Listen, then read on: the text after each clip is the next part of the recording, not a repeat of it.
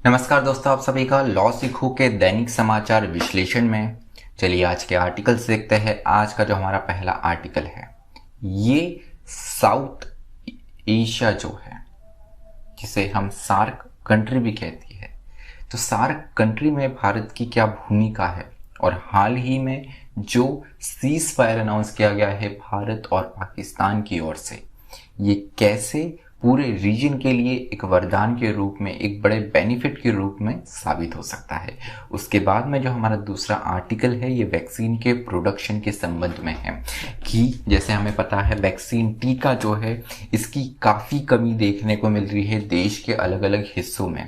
तो ज़रूरत है कि हम ज़्यादा से ज़्यादा इसका उत्पादन बढ़ाएं। उसी बारे में कुछ यहाँ पर सुझाव दिए गए हैं कि किन किन तरीके से हम वैक्सीन का प्रोडक्शन बढ़ा सकते हैं, उस बारे में बात करेंगे। अंत में जो हमारा आर्टिकल है, ये शरणार्थियों के बारे में है, खासकर रोहिंग्या शरणार्थी जो है उनके बारे में है। अंत में न्यूज इन फ्लैश होता है, जिनमें हम महत्वपूर्ण समाचारों के बारे में चर्चा करते हैं। तो चलिए मैं आगे बढ़ूँ उससे पहले आपको प्रोजेक्ट मैवरिक के बारे में बताना चाहूँगा। ये अपने आप में एक ऑलमोस्ट फ्री कोर्स है। अगर आप क्लैट या किसी भी लॉ एंट्रेंस एग्जाम की तैयारी कर रहे हैं तो आपको ये कोर्स बहुत ज़्यादा हेल्पफुल साबित हो सकता है। तो चलिए आज के एमसीक्यू पे आते हैं। वो ये है कि यूरी गैगरिन जो है, ये प्रथम मनुष्य है निम्न में से किसके संबंध में? आपका ऑप्शन ए है, ये पहले मनुष्य थे जो मून पर गए, चंद्रमा पर गए। ऑप्शन बी है, ये पहले मनुष्य थे जिन्होंने स्पेस ट्रेवल करा, स्पेस में गए, स्पेस की अंतरिक्ष की सैर करी। ऑप्शन सी है आपका, ये पहले थे जिन्होंने साउंड बैरियर को ब्रेक करा। उसके अलावा ऑप्शन डी है, ये पहले व्यक्ति थे जो मंगल ग्रह पर गए थे। जो भी आपका उत्तर हो कमेंट बॉक्स में जरूर लिखिएगा। तो चलिए वर्णनात्मक प्रश्न की ओर बढ़ते हैं। वह आज का ये है कि रोहिंग्या रिफ्यूजी क्राइसिस, जो रोहिंग्या शरणार्थी समस्या है, इसके बारे में आपको चर्चा करनी है और भारत के लिए क्या कंसर्न है, क्या चुनौती है इस रेफ्यूजी क्राइसिस को लेकर, वो भी आपको बतानी है। आपका उत्तर 250 शब्दों में लिख सकते हैं। तो चलिए जो पहला आर्टिकल है साउथ एशियन कंट्रीज और भारत के बारे में, तो हाल ही में जैसे हमको पता है भारत पाकिस्तान के बीच में ये साझा समझौता हुआ है और सीज फायर अनाउंस हुआ है दोनों कंट्रीज के बीच में। अब ये दोनों कंट्रीज के लिए एक मौका है कि वो अपनी गरीबी, कुपोषण और वेलफेयर स्कीम्स पे, जो पब्लिक के लिए वेलफेयर है, जो जन कल्याणकारी योजनाएं हैं और जो कदम है उस और फोकस कर सके, क्योंकि ये जो बहुत बड़ी समस्या है दोनों ही देशों के लिए। तो यहाँ पर अगर हम बात करें कि cease fire and economic integration कैसे हो सकता है, जो हमारा आर्थिक एकीकरण है वो कैसे हो सकता है सीज फायर के साथ में, तो यहाँ पर सीज फायर से कहीं ना कहीं पूरे South Asian association regional corporation, SAARC जिसे कहते हैं, जिसमें सारी साउथ एशियन कंट्रीज का ये जो रीजनल कॉरपोरेशन समूह है, इसको बहुत फायदा हो सकता है। क्योंकि ये बात जो है वर्ल्ड बैंक और एशिया डेवलपमेंट बैंक, साथ ही साथ यूरोपीय यूनियन जो है, इन्होंने भी कहा है कि यहाँ पर जो सार्क कंट्रीज है, इनके पास में एक एक्सप्लोजिव वैल्यू है जिससे वो आगे बढ़ सकते हैं। अगर इनका इकोनॉमिक इंटीग्रेशन हो सकता है तो ये सारे देशों के लिए बहुत बड़ा, बहुत ही ज़्यादा यहाँ पर लाभकारी हो सकता है। उसके साथ में सार्क के पास में हमेशा से पोटेंशियल रहा है, लेकिन यहाँ पर राइटर ने बताया है इस पोटेंशियल के लिए रोड़ा बन के हमेशा से उभरा है भारत और पाकिस्तान इशू। क्योंकि भारत और पाकिस्तान जो सबसे बड़े दो देश है इस रीजनल कॉपरेशन में, ये कहीं ना कहीं इनके बीच में जो खटास है इनके रिश्तों में, जो हमेशा एक खींचतान मची रहती है दोनों देशों के बीच में, यहाँ पर सैन्य एंगेजमेंट देखने को मिलता है। इसके चलते हुए सार्क रीजन को ही सबसे ज़्यादा नुकसान होता है और यही एक रोड़ा बना हुआ है। तो ये एक बहुत अच्छी अपॉर्चुनिटी है। उसके साथ में अगर हम देखें तो कुछ वैश्विक इनिशिएटिव्स है, कुछ वैश्विक कदम है, ग्लोबल इनिशिएटिव्स है जिसका हम जोड़ सकते हैं, जिसका हम भाग बन सकते हैं। चाइना का बेल्ट एंड रोड इनिशिएटिव है जो कि यूरेशिया, अफ्रीका और ओशियाना जो है, ये बड़े बड़े महाद्वीपों को जोड़ता है। तो भारत इस इनिशिएटिव का भाग बन सकता है। भारत नहीं, SAARC as a complete regional corporation इसका भाग बन सकता है। उसके साथ में RCEP regional comprehensive economic partnership, ये चाइना और उसके साथ में जो आसियान कंट्रीज है, साथ में यहाँ पर जापान भी है, इनका एक ट्रेडिंग ब्लॉक है। तो ये वर्ल्ड का करीब करीब 30% ग्लोबल जीडीपी का अकाउंट अपने आप में करता है। तो इसका भी भारत एक भाग बन सकता है। उसके साथ में अगर हम हमारा वेटेज देखें, भारत का वेटेज क्या है साउथ एशिया में, सार्क कंट्रीज में, तो जो टोटल लैंड है उसका 62% जो है वो भारत के पास में है। जितनी जनसंख्या है उसका करीब करीब 3/4 75% हमारे पास में है। और जो जीडीपी है, रियल जीडीपी, उसमें भारत सार्क देशों में अगर देखें, साउथ एशिया में देखें तो 83% जो है वो भारत से ही आता है। उसके बाद में जो दूसरी कंट्रीज है जीडीपी के मामले में अगर देखें तो यहाँ पर पाकिस्तान दूसरे नंबर पर आता है, जो कि करीब 7.6% 7.6% कॉन्ट्रीब्यूट करता है, और बांग्लादेश जो है वो 5.6% कंट्रीब्यूट करता है। उसके साथ में अगर हम देखें तो साउथ एशिया के पास में 1.9 बिलियन पॉपुलेशन है, और जो जीडीपी है वो करीब $12 ट्रिलियन का है। आसियान कंट्री से अगर कंपेयर करें तो आसियान कंट्री के पास में यही $9 ट्रिलियन का यहाँ पर जीडीपी होता है। मतलब अगर हम देखें, साथ में मिलकर काम करें तो बहुत ही एक अच्छे डेवलप्ड रीजनल कोऑपरेशन का एग्जाम्पल हम बन सकते हैं। उसके साथ में अगर हम देखें तो इंडिया ने पाकिस्तान के साथ में शांति का एक जो समझौता हुआ है, उसके साथ में एक जो शांति के लिए कदम उठाया गया है, उससे बने रहने की भारत के लिए बहुत ज़रूरत है, क्योंकि कहीं ना कहीं ये अभी के समय के लिए बहुत ज़रूरी और उसके साथ में आवश्यक भी है। ये अंतिम पंक्ति में राइटर ने इस आर्टिकल को ख़त्म करा हुआ है। तो चलिए, दूसरा आर्टिकल जो है, कोविड-19 की दूसरी वेव आ चुकी है। कोविड-19 की दूसरी वेव के बारे में हम आर्टिकल डिस्कशन कर रहे हैं। कल भी हमने क्या लेसन मिल सकता था फर्स्ट वेव से, उसके बारे में डिस्कस करा, नहीं देखा है तो जाकर आप कल का हमारा विश्लेषण देख सकते हैं। तो आज हम बात करेंगे कि सेकेंड वेव के चलते हुए हमारे पास में फर्स्ट वेव के टाइम पे तो वैक्सीन नहीं थी, अब हमारे पास में दवाई आ गई है, वैक्सीन आ गई है। तो यहाँ पर कैसे वैक्सीन का उत्पादन बढ़ाया जाए, क्योंकि वैक्सीन की अगर हम देखें तो यहाँ पर हमारे देश में करीब करीब 10 करोड़ वैक्सीन जो है वो भारतीयों को लग चुकी है, और 6 करोड़ वैक्सीन जो है वो हमारे देश से बाहर जो है, बाहर की जो कंट्रीज है उनको एक्सपोर्ट की गई है। अब यहाँ पर ज़रूरी है कि जिस तरीके से कोविड-19 बढ़ रहा है तो इसका केवल एक ही पॉसिबल सॉल्यूशन होता है कि वैक्सीनेशन, जिसकी हम पिछले साल से इंतज़ार कर रहे थे। वैक्सीनेशन आ गया है, लेकिन इसकी खपत जो है वो बहुत ज़्यादा है और उत्पादन उस मामले में बहुत कम है। तो यहाँ पर ज़रूरत है कि इसका प्रोडक्शन, इसका विनिर्माण, इसका उत्पादन बढ़ाया जाए। तो यहाँ पर ये article legal point of view से लिखा गया है कि कैसे जो इंटेलेक्चुअल प्रॉपर्टी बेस्ड सॉल्यूशन हो सकता है और नॉन इंटेलेक्चुअल प्रॉपर्टी बेस्ड क्या सॉल्यूशन हो सकते हैं। तो non intellectual IP based solution की ओर जाते हैं। तो यहाँ पर हमारे पास में महत्वपूर्ण जो लॉ है वो है ड्रग एंड कॉस्मेटिक्स एक्ट 1940। तो इसकी धारा 26B के अंतर्गत ये इंपावर करता है सेंट्रल गवर्नमेंट को कि वो किसी भी ड्रग का विक्री सेल, मैन्युफैक्चरिंग मतलब उत्पादन, और उसके साथ में उसका डिस्ट्रीब्यूशन अपने हाथों में, अपने नियंत्रण में ले सकते हैं जब भी कोई इमरजेंसी सिचुएशन आती है या कोई भी एपिडेमिक या इस पैंडेमिक जैसी सिचुएशन देखने को मिलती है। तो government can direct pharma companies, तो यहाँ पर गवर्नमेंट फार्मा कंपनीज जो है, फार्मास्यूटिकल कंपनी जो है, उनको कह सकते हैं कि आप आपकी जो दूसरी मैन्युफैक्चरिंग है उसकी जगह आप कोविड मैन्युफैक्चरिंग करिए। तो इस धारा के अंतर्गत भारत सरकार के पास में ये शक्ति है। ये तो हो गए हमारे नॉन आईपी बेस्ड सॉल्यूशन। अब इंटेलेक्चुअल प्रॉपर्टी बेस्ड सॉल्यूशन क्या है, आईपी बेस्ड सॉल्यूशन क्या है।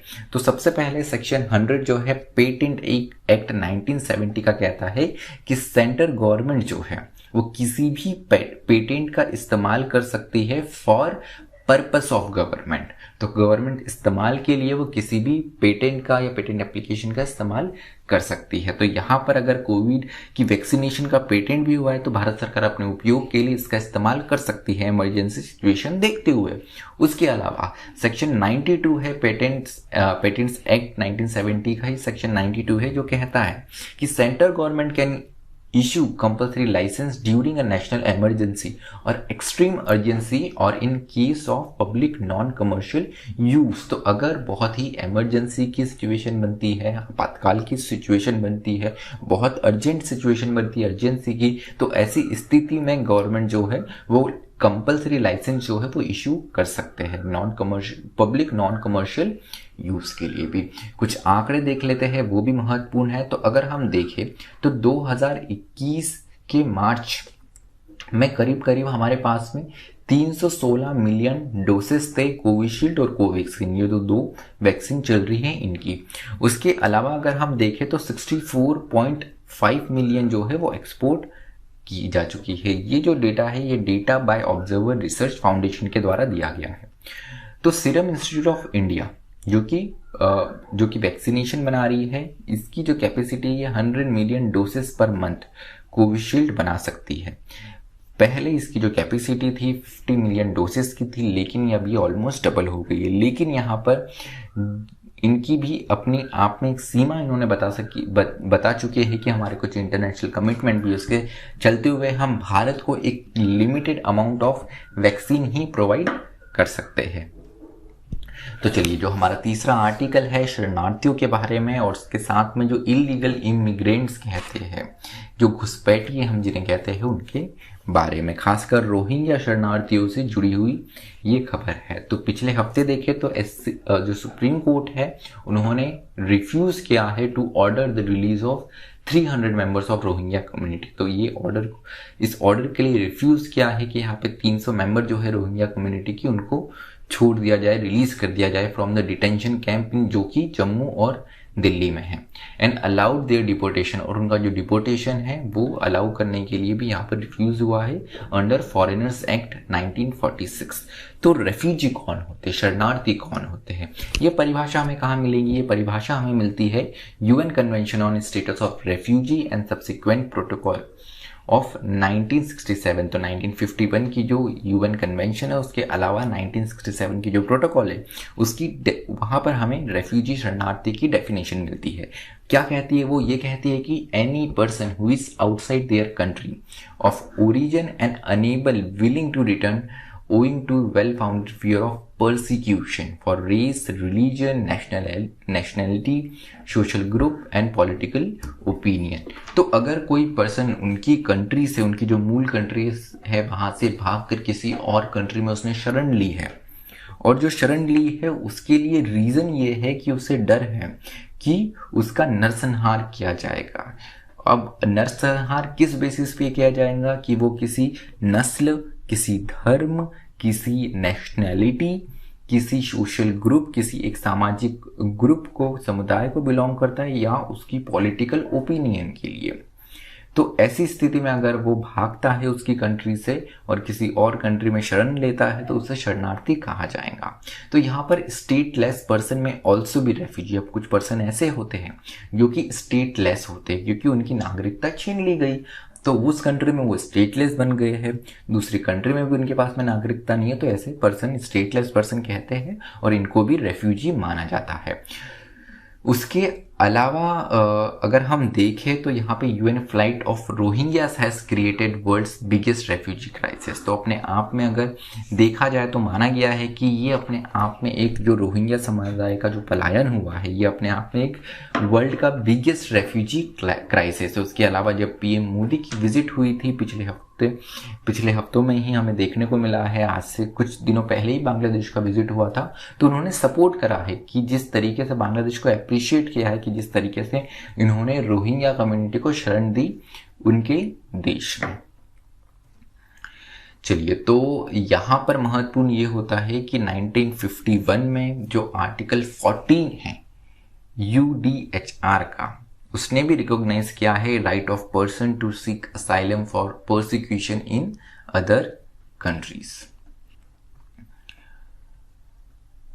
भारत और यूएन कन्वेंशन की बात करें तो 1951 की जो कन्वेंशन है रेफ्यूजीज कन्वेंशन, यहाँ पर भारत की क्या स्थिति? तो भारत इस कन्वेंशन का भाग नहीं है, सिग्नेटरी मेंबर भारत इसका नहीं है, ना ही 1967 की प्रोटोकॉल का है। तो यहाँ पर भारत में अगर हम देखें तो भारत के पास में ऐसी अपनी कोई रेफ्यूजी पॉलिसी या लॉ भी नहीं है, पर भारत में उसके बावजूद भी 3 लाख रेफ्यूजी आज की तारीख में कैटेगराइज किए गए हैं। CAA है, सिटीजन अमेंडमेंट एक्ट जो है, ये अपने आप में इसको रेफ्यूजी लॉ कह सकते हैं, क्योंकि दूसरे देशों के जो शरणार्थी है उनको नागरिकता देने की बात की गई है। लेकिन अपने आप में इस पर भी डिबेट चल रहा है, सुप्रीम कोर्ट में मामला भी लंबित है कि ये भेदभावपूर्ण है, धर्म के आधार पे भेदभाव करता है। उसके अलावा हमारे देश में कहीं ना कहीं कोई स्पेसिफिक लॉ नहीं है, इंटरनेशनल कन्वेंशन नहीं है जिससे गवर्नमेंट ये अलाउ कर पाए कि रेफ्यूजी आखिर रहे, तो अपने आप में एक थोड़ा कन्फ्यूजन का विषय भी बन जाता है और यहाँ पे गवर्नमेंट का डिस्क्रिप्शन जो है वो बहुत ज़्यादा बढ़ जाता है। अब अगर डिपोर्टेशन किया जाता है, वापस जो रोहिंग्या हमारे देश में इनको वापस डिपोर्ट कर दिया जाता है उनकी कंट्री में ही, तो क्या होगा? So the country too must accept the deportees as its national. तो होगा ये कि जहां पर म्यांमार की स्थिति देखें तो म्यांमार इनको अपना नागरिक मानने को तैयार ही नहीं है। तो अगर आप डिपोर्टेशन भी कर रहे हैं तो ये तो देखना पड़ेगा कि सामने वाली कंट्री इनको एक्सेप्ट कर रही है कि नहीं कर रही है, लेकिन म्यांमार तो इसके लिए रेडी ही नहीं है। जब से सैन्य शासन आया है वहाँ से तो स्थिति और मुश्किल हो गई है। तो अपने आप में ये भी एक चिंता का विषय बनता है। उसके अलावा in the past all efforts of Bangladesh to persuade Myanmar to take back Rohingya has been unsuccessful.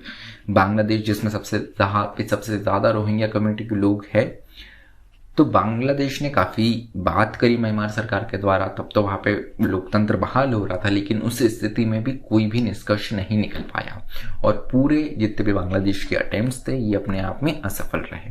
तो यहाँ पे but terming the Rohingya as illegal it is going against the principle of non refoulement as per ICCPR।